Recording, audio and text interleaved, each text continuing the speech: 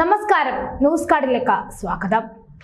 സംസ്ഥാന സർക്കാരും ഗവർണറും തമ്മിലുള്ള പോര് പരിധി വിടുമ്പോൾ ഇന്ന് എന്ത് സംഭവിക്കുമെന്നത് നിർണായകം. ഗവർണറുടെ പൊതുപരിപാടി കാലിക്കറ്റ് സർവകലാശാലയിലുണ്ട്.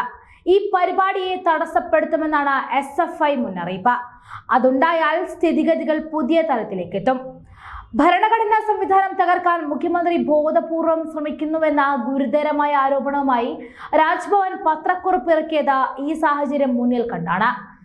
സമാധാന അന്തരീക്ഷം തകർക്കുവാനുള്ള നീക്കമാണ് ഗവർണർ ആരിഫ് മുഹമ്മദ് ഖാൻ നടത്തുന്നത് എന്നാണ് മുഖ്യമന്ത്രി പിണറായി വിജയന്റെ കുറ്റപ്പെടുത്തലും ചർച്ചകളിലുണ്ട്. മുഖ്യമന്ത്രിയുടെ ജില്ലയായ കണ്ണൂരിന് ബ്ലഡി ഹിസ്റ്ററി ഉണ്ടെന്നും അവിടെ പരസ്പരം കൊല്ലുകയാണെന്നുമുള്ള ഗവർണറുടെ പരാമർശത്തിനും മുഖ്യമന്ത്രി രൂക്ഷമായി പ്രതികരിച്ചു. അവസരവാദിയായ ആരിഫ് മുഹമ്മദ് ഖാന് കണ്ണൂരിന്റെ ചരിത്രം അറിയുമോ എന്ന് പിണറായി വിജയൻ ചോദിച്ചു. കഴിഞ്ഞ ദിവസം നാടകീയമായ രംഗങ്ങളാണ് ഉണ്ടായത്. കാലിക്കറ്റ് സർവകലാശാലയിൽ തങ്ങുന്ന ഗവർണർ തനിക്കെതിരെ SFI ഉയർത്തിയ ബാനർ അഴിച്ചുമാറ്റാൻ പോലീസിനോട് നിർദ്ദേശിച്ചു. VCയെ വിളിച്ചു വരുത്തി ദേഷ്യപ്പെട്ട വിശദീകരണം തേടി. ഞായറാഴ്ച വൈകുന്നേരവും ബാനർ അയച്ചില്ല എന്ന് കണ്ട് പുറത്തിറങ്ങി ജില്ലാ പോലീസ് മേധാവിയെ ശകാരിച്ചു. ഇതോടെ SP-യുടെ നേതൃത്വത്തിൽ പോലീസുകാർ ബാനർ അഴിച്ചു മാറ്റി. പ്രകോപിതരായ SFI പ്രവർത്തകർ മുദ്രാവാക്യവുമായി എത്തി. പോലീസ് തടഞ്ഞതോടെ അതിരൂക്ഷമായി വിമർശിച്ച SFI പ്രവർത്തകർ കൂടുതൽ ബാനറുകൾ ഉയർത്തി. ഈ ബാനറുകൾ കാലിക്കറ്റ് സർവകലാശാലയിൽ ഇപ്പോഴുമുണ്ട്.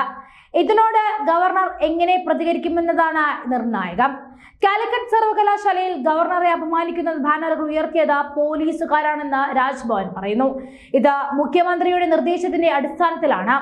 ഗൗരവത്തോടെയാണ് ഇക്കാര്യം ഗവർണർ കാണുന്നത്. മുഖ്യമന്ത്രിയുടെ കുറ്റപ്പെടുത്തലും നിർണായകമാണ്. ഗവർണർ എന്തൊക്കെയോ വിളിച്ചു പറയുന്നു. പ്രതിഷേധിക്കുന്നവരെ ക്രിമിനൽസ് എന്ന് വിളിക്കാൻ എങ്ങനെയാണ് കഴിയുക? ഉന്നത സ്ഥാനത്തിരിക്കുന്ന ഏതെങ്കിലും ഒരു വ്യക്തി കരിങ്കൊടി കാണിക്കുന്നവരെ അങ്ങോട്ട് നേരിടാൻ പോയിട്ടുണ്ടോ? പ്രകോപനപരമായിരുന്നു ഗവർണറുടെ നടപടി. ഞങ്ങൾക്ക് നേരെ കരിങ്കൊടിയുമായി വന്നവർക്ക് നേരെയും ഞാൻ കൈവീശുകയാണ് ഉണ്ടായത്. പ്രതിഷേധം അക്രമമായാൽ പോലീസ് ഇടപെടും. പിന്നീട് വിലപിച്ചിട്ട് കാര്യമില്ല എന്നാണ് പറഞ്ഞത്.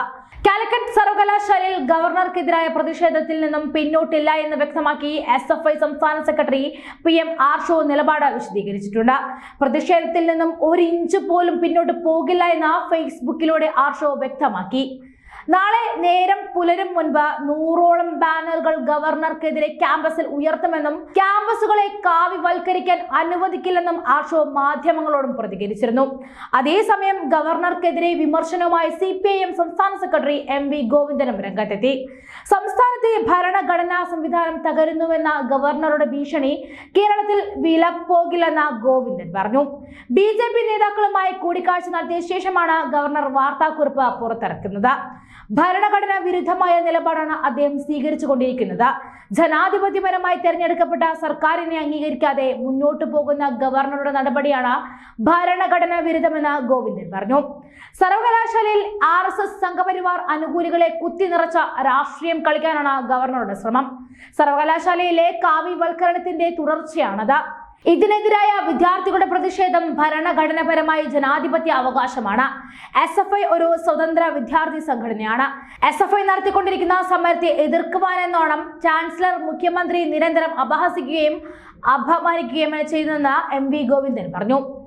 ഗവർണർ പദവിയിലിരിക്കുന്ന വ്യക്തി പാലിക്കേണ്ട ഭരണഘടനാപരമായ ചുമതലകൾ പാലിക്കാൻ അദ്ദേഹം തയ്യാറാകുന്നില്ല എന്ന് മാത്രമല്ല, ഭരണഘടനാ വിരുദ്ധമായ പ്രവർത്തികളാണ് അദ്ദേഹത്തിൽ നിന്നും നിരന്തരം ഉണ്ടാകുന്നത്. ഏകപക്ഷീയമായി വർഗീയത അടിച്ചേൽപ്പിക്കാനുള്ള ശ്രമമാണ് ഗവർണർ നടത്തുന്നത്. അത് കേരളത്തിൽ വില പോകില്ല എന്ന് വ്യക്തമായപ്പോഴുള്ള വെപ്രാളമാണ് ഇപ്പോൾ കാണുന്നത്. സർവകലാശാലയിലെ കാവ്യവൽക്കരണ നിലപാടുകൾ ഭരണഘടന ഉപയോഗിച്ച് മറയ്ക്കുവാനുള്ള നീക്കമാണ് ഗവർണർ നടത്തുന്നത്. അത് കേരളം അനുവദിച്ചു നൽകില്ലെന്നും ഗോവിന്ദൻ വ്യക്തമാക്കി. ഇതിനു മുൻപുണ്ടായിരുന്ന ഒരു ഗവർണർക്കുമില്ലാത്ത കർക്കശമായി മുന്നോട്ട് കുതിക്കുന്ന ആരിഫ് മുഹമ്മദ് ഖാനെതിരെയുള്ള പ്രക്ഷോഭങ്ങളിൽ ഒരു വിധത്തിലും പിന്നോട്ടില്ല എന്ന നിലപാടാണ് SFIക്കുള്ളത്. ഇനിയുള്ള ദിവസങ്ങളിൽ ഗവർണർ ജയിക്കുമോ അതോ SFI ജയിക്കുമോ എന്ന് കണ്ടറിയാം.